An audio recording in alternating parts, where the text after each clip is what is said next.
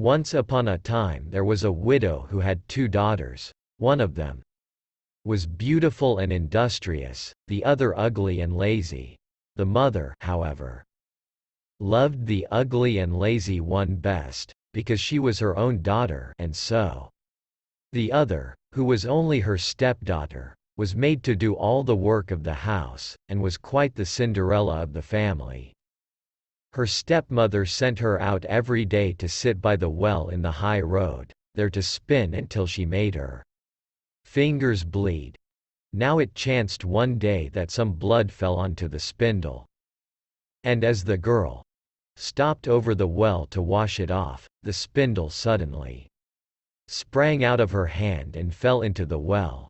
She ran home crying to tell of her misfortune, but her stepmother spoke harshly to her, and after giving her a violent scolding, said unkindly, "As you have let the spindle fall into the well, you may go yourself and fetch it out."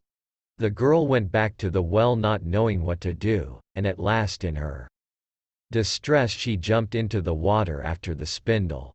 She remembered nothing more until she awoke and found herself in a beautiful meadow, full of sunshine, and with countless flowers blooming in every direction. She walked over the meadow, and presently she came upon a baker's oven full of bread, and the loaves cried out to her, take us out, or alas, we shall be burnt to a cinder, we were baked through long ago." So she took the bread shovel and drew them all out. She went on a little farther, till she came to a tree full of apples. Shake me, I pray," cried the tree. "My apples, one and all, are ripe." So she shook the tree, and the apples came falling down upon her like rain. But she continued shaking until there was not a single apple left upon it. Then she carefully gathered the apples together in a heap and walked on again. The next thing she came to was a little house, and there she saw an old woman looking out, with such large teeth, that she was terrified, and turned to run away. But the old woman called after her, "What are you afraid of, dear child? Stay with me. If you will do the work of my house properly for me, I will make you very happy. You must be very careful, however, to make my bed in the right way, for I wish you always to shake it thoroughly, so that the feathers fly about. Then they say, down there in the world, that it is snowing. For I am Mother Hall." The old woman spoke so kindly, that the girl summoned up courage and agreed to enter into her service.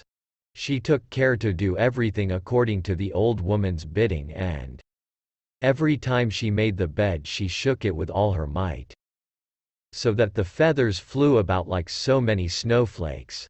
The old woman was as good as her word. She never spoke angrily to her, and gave her roast and boiled meats every day. So she stayed on with Mother Hall for some time, and then she began to grow unhappy. She could not at first tell why she felt sad, but she became conscious at last of great longing to go home. Then she knew she was homesick, although she was 1,000 times better off with Mother Hall than with her mother and sister. After waiting a while, she went to Mother Hall and said, "I am so homesick, that I cannot stay with you any longer. For although I am so happy here, I must return to my own people."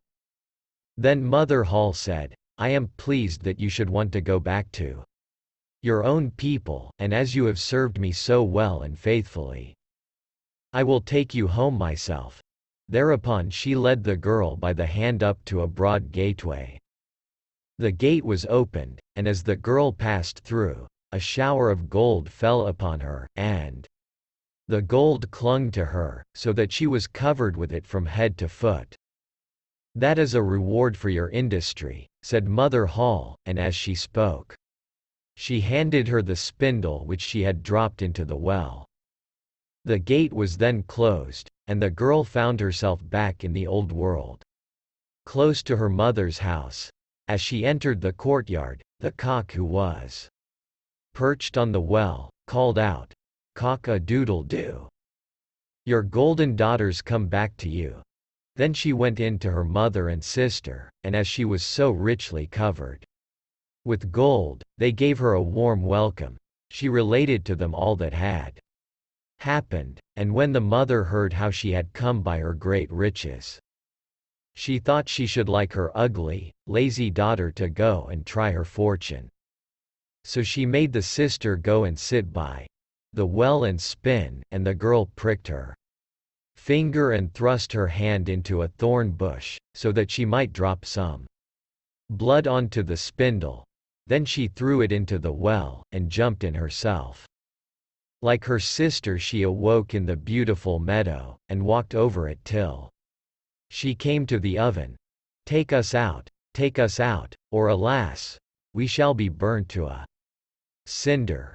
We were baked through long ago, cried the loaves as before. But the lazy girl answered, Do you think I am going to dirty my hands for you? And walked on. Presently she came to the apple tree. Shake me, I pray. My apples, one and all, are ripe, it cried. But she only answered, A nice thing to ask me to do. One of the apples might fall on my head, and passed on.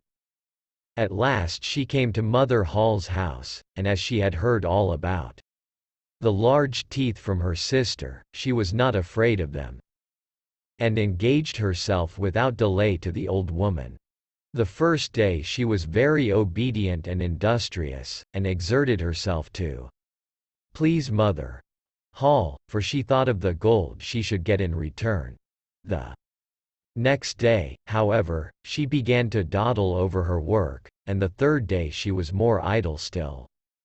Then she began to lie in bed in the mornings and refused to get up. Worse still, she neglected to make the old woman's bed properly, and forgot to shake it so that the feathers might fly about. So Mother Hall very soon got tired of her, and told her she might go. The lazy girl was delighted at this, and thought to herself, The gold will soon be mine. Mother Hall led her, as she had led her sister, to the broad gateway. But as she was passing through, instead of the shower of gold, a great bucketful of pitch came pouring over her. That is in return for your services, said the old woman, and she shut the gate. So the lazy girl had to go home covered with pitch, and the cock on the well called out as she saw her, Cock-a-doodle-doo! Your dirty daughters come back to you. But, try what she would, she could not get the pitch off, and it stuck to her as long as she lived.